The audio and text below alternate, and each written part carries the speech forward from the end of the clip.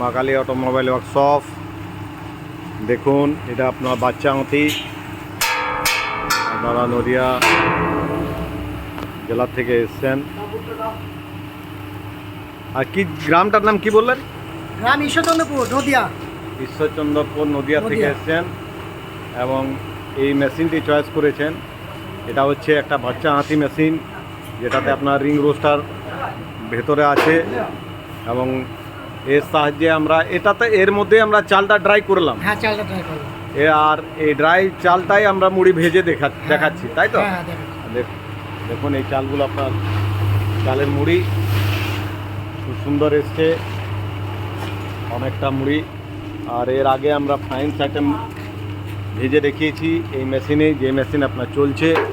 এরপর দেখবেন ছোলা। এবার আপনাকে ছোলা দেখাবো যে কীভাবে ছোলা ভাজা হয়। একটা মেশিনেই আপনার অনেক কিছু ভাজা হবে। ফ্রাইন্স আইটেম যেটা বললাম আপনার, কুরকুরে, চাউমিন, পাস্তা, কটরি, এগুলো সব ভাজা হয়।